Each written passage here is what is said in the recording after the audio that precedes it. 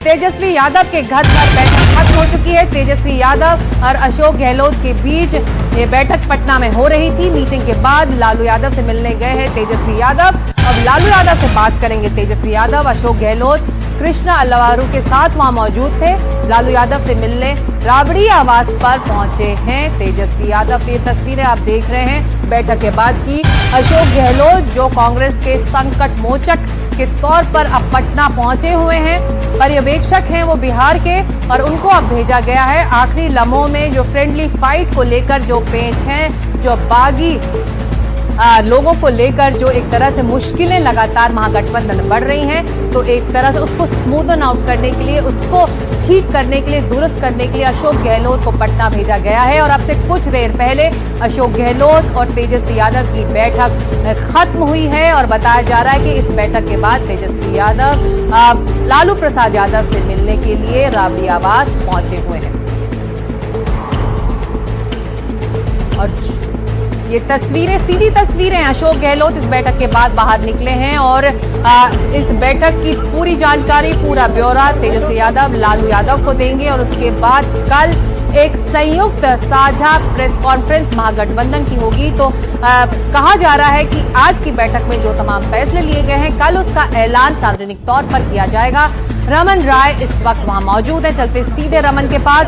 रमन, ये अहम बैठक महागठबंधन की खत्म हुई है, कुछ खबर, किन मुद्दों पर चर्चा हुई, किन मुद्दों पर सहमति बनी है, किस तरह से जो फ्रेंडली फाइट है, जो बागी हैं, उनको जो पेच फंसा हुआ है उनको मनाया जाए और किस तरह से डैमेज कंट्रोल किया जाए?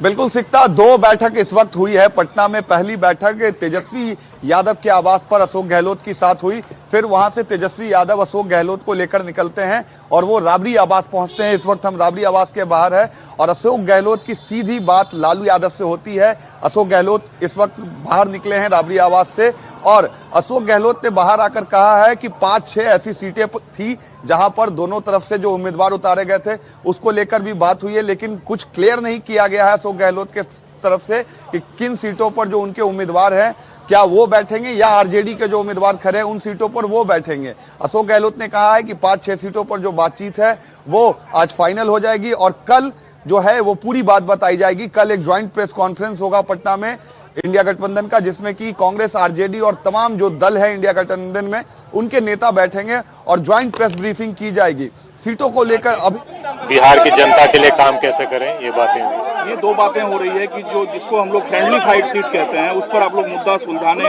सुलझा चुके हैं और कल तेजस्वी यादव को हो सकता है ऑफिशियली आप लोग सीएम फेस घोषित कर दें। इसमें कितनी कल की बात कल कर लेंगे, आज की बात आप पूछ लो। आज लास्ट डेट है चूंकि नामांकन वापस लेने का, क्या फ्रेंडली फाइट वाले सीट पर कोई रास्ता निकल गया है? क्योंकि सारे दारोमदार आप पर हैं। जो भी बातें हुई, आगे कैसे बढ़ना है, रणनीति के तहत आगे बढ़ने का फैसला हुआ है, वो डिटेल्स आपको कल पीसी में बता दें। पीसी तो है, लेकिन चूंकि आप इंचार्ज हैं, आपको दिल्ली से फॉलो करते हैं, हम लोग यात्रा में भी थे, कुछ तो खबर बताइए कि आखिरकार फ्रेंडली फाइट सीट जिस पर एनडीए बार बार चुटकी लेती है, मजा लेती है कि आप लोग बिखराव के कगार पे रहे, वो मुद्दा सुलझा लिया गया। एनडीए को जवाब देना चाहिए कि उन्होंने 5 साल में जनता के लिए क्या काम किया, पहले वो जवाब दें। चुनाव में मुद्दा क्या है? चुनाव में मुद्दा क्या ये है कि जनता के लिए आपने क्या किया। अगर आपने कुछ नहीं किया तो बताएं कि कुछ नहीं किया, हम बताएंगे कि हम क्या करेंगे सरकार में आएंगे। तो मुद्दा हम ये बनाना चाहते हैं, जनता के बारे में बात करना चाहते हैं। भाई अच्छी बात हो गई है, कल प्रेस कॉन्फ्रेंस है, उसके अंदर तमाम क्लैरिटी रहेगी, जहाँ कन्फ्यूजन है वो समाप्त हो जाएगा। पूरा महागठबंधन एकजुट होकर चुनाव मैदान में उतर रहा है। पूरा थोड़ा एक कन्फ्यूजन पैदा कर दिया गया, कोई दम नहीं है। 243 सीटें हैं बिहार में, अब 243 सीटों में 5-10 सीटों में तो लोकल इश्यू भी होते हैं, कैंडिडेट का परसेप्शन भी होता है और फ्रेंडली फाइट हो सकती है। भाई कोई दिक्कत नहीं है। तो कोई दिक्कत नहीं है, कुछ सीट्स पर फ्रेंडली फाइट भी हो सकती है।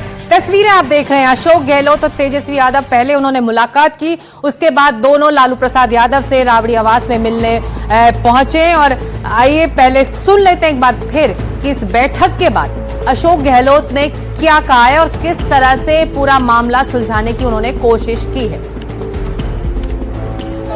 जितनी कंफ्यूजन है वो तमाम समाप्त हो जाएंगे और मजबूती के साथ में एनडीए का मुकाबला करेंगे। राहुल जी और तेजस्वी जी सब मिलके कैंपेन शुरू करेंगे और अच्छी बात हुई तेजस्वी जी से भी और लालू जी से भी अच्छी बात हुई।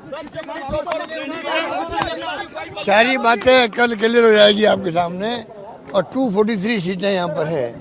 243 सीटों में 5-7 सीटों में तो थोड़ा कंफ्यूजन हो जाता है, केवल फ्रेंडली फाइट भी होती है। उसमें कोई ज़्यादा इसको आपको बहुत सीरियस लेना नहीं चाहिए। ऐसा माहौल बना दिया पूरे प्रदेश में, महागठबंधन में झगड़े हो गए हैं, कोई झगड़ा नहीं है। सब मिलके ही कैंपेन करेंगे और सब मिलके ही काम करेंगे और जीत के आएंगे, ये माहौल बना है।